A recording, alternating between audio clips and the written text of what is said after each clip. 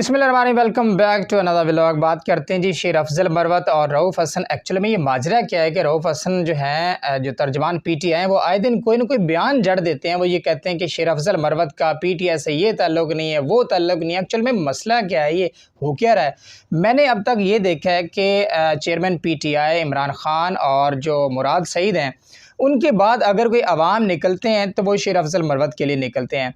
लेकिन मुझे ये समझ नहीं आती कि आए दिन इस सिचुएशन में जब पीटीआई से बल्ला ले लिया गया, बल्ले का इंतखाब ले लिया गया और चेयरमैन पीटीआई जो है वो इमरान खान साहब जो है वो जेल में बैठे हैं और इस तरह की बयानबाजी तर्जमान पीटीआई रऊफ़ हसन की जानिब से आए दिन कोई न कोई बयान जो है वो जारी हो जाता है। तो मेरे ख्याल से इस तरह से जो पीटीआई की क़यादत है, पीटीआई के जो वकला हैं, उनके दरमियान में ये एक दरार पैदा होगी और इस तरह होगा।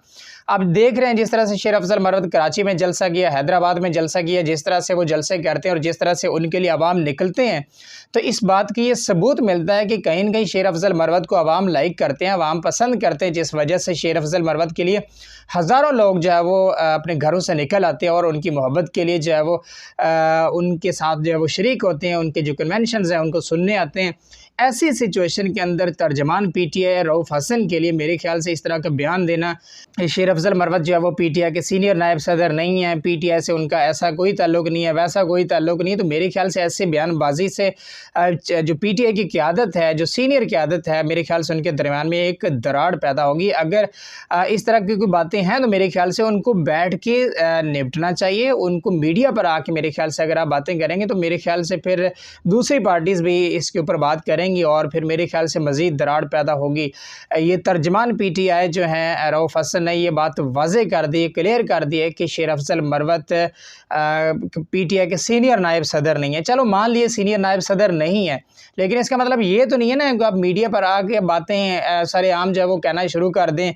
और जितनी भी सीनियर क़यादत जो पीटीआई की है, तो मेरे ख्याल से उनके दरमियान में इससे एक इख्तलाफ पैदा होगा आपस में और पार्टी टूटेगी।